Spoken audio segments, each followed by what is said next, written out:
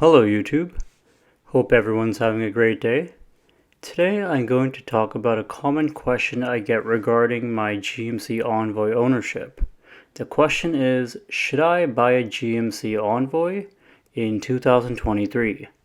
I'll be going over why you should or why you should not buy a GMC Envoy today in this video, so stick till the end of the video to find out. Hit that subscribe button and show your support to my channel. My channel has grown significantly and it's all thanks to you guys.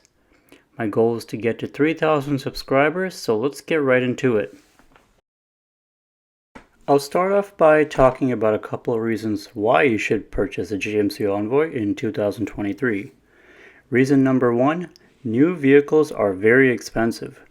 More people are keeping their old vehicles longer than ever or buying cheaper used vehicles. The GMC Envoy is a great buy on the used market. You can purchase one for less than 10 grand, and for most part it's reasonably cheap to maintain compared to other vehicles out there. Reason number two, the GMC Envoy is a basic form of transportation. There's no cool touchscreens, no panoramic sunroof, no automated driving, just simple transportation without the bullshit. In a world of all this car tech, it's so refreshing to get back into a basic car like the GMC Envoy. So if you can live without all the modern day amenities in a vehicle, this would be a great purchase in my opinion. You still have many aftermarket options for entertainment, which can add Apple CarPlay, Bluetooth audio, backup camera, and many more options. You should check out the single DIN Boss head unit that I got installed in my 2004 GMC Envoy. It's got features like Apple CarPlay, Android Auto, backup camera, and many more cool features. Installing a head unit like that, it really takes this, it brings this old vehicle into the modern day world. So you can definitely, there's a lot of options, a lot of aftermarket options for sure. Reason number three, great ride quality and interior roominess. All Envoys come with 17-inch wheels, so the tire sidewalls are thick, thus the ride quality is so nice.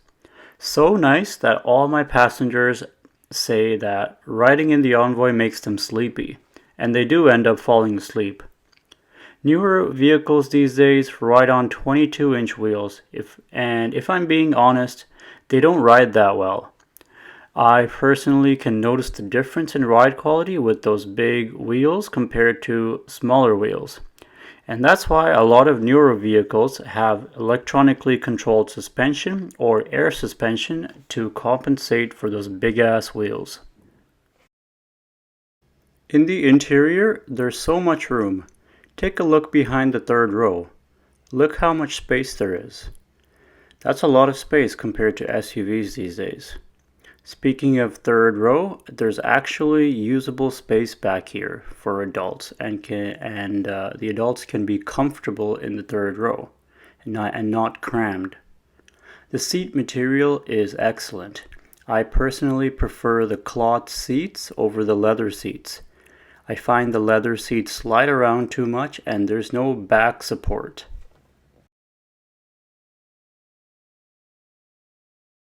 A common problem on the exterior is that the rear spoiler tends to fly off when you're driving.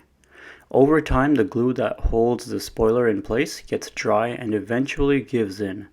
On my 2004, it's luckily still there, but on this particular 2006, it sadly flew away about three or 4 years ago.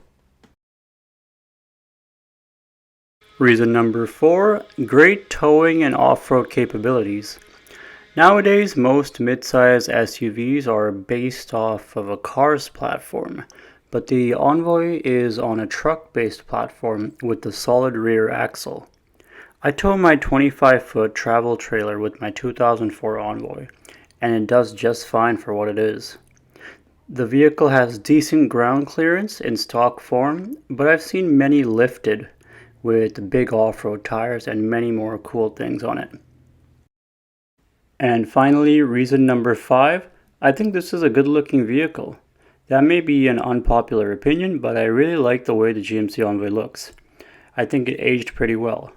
What do you guys think? Let me know in the comments below. Now I will talk about a couple of reasons why you should not buy a GMC Envoy in 2023. Reason number one, the age of the vehicle. The Envoys are old. Some of them are 21 years old as of 2023. So expect things to break or wear out. It's just how it is. As humans get old, we too will break down and start having problems. That being said, if you don't have too much mechanical knowledge or you're not handy, this may not be the vehicle for you. The Envoy will spend more time at the mechanic shop than in your driveway. Maybe I'm exaggerating here, but you get the point. There's a lot of small brittle plastic that tend to break on these things. For example, heater control valve and HVAC blend door actuators, just to name a few. Reason number two, which kind of relates to reason number one, but this has more to do with the cost of maintenance and operations. Budget upwards of $4,000 per year on maintenance. This may include fluid changes, unexpected repairs, etc. This $4,000 is dependent on how much you drive and use the vehicle. It's not an exact amount, nor will you have to spend that much amount of money per year. Reason number three, powertrain. The Envoys had a 4.2 straight 6 and a 5.3 liter V8 engine, which both are very reliable, but they do lack power compared to modern day vehicles. So if you're looking for a snappy vehicle, the Envoy won't be it for you. The 5.3 may work out. It's got some really good power in my opinion, but a lot of 4-cylinder turbo engines make more power. The 4L60E transmission is a weak and slow transmission on these things. They do tend to be very problematic, but once rebuilt with upgraded parts, these things can last a very long time. A transmission rebuild can run you upwards of $3,200 Canadian. Our transmission on our 2006 Envoy was rebuilt back in 2010. The transmission died around 150,000 kilometers. Fast forward to 2023, our Envoy has 447,000 kilometers on it, and the transmission still shifts fine. So like I said before, once rebuilt with upgraded parts, these things can last a very long time. Not just from my experience, but from other owners as well. So to answer the question, should you buy a GMC Envoy in 2023? I'd say yes, you should buy because they just don't make SUVs like this anymore. But there is a catch, and that catch is the age of the vehicle, like I mentioned in this video. Some of these Envoys are almost 22 years old, and things are destined to go wrong and break. So if you're not a do-it-yourself sort of person, this vehicle may not be it for you. Let me know what you think about the GMC Envoy. Have you owned it? Let me know your experience with the Envoy and help others out who may be in the market for an SUV. See you all next time.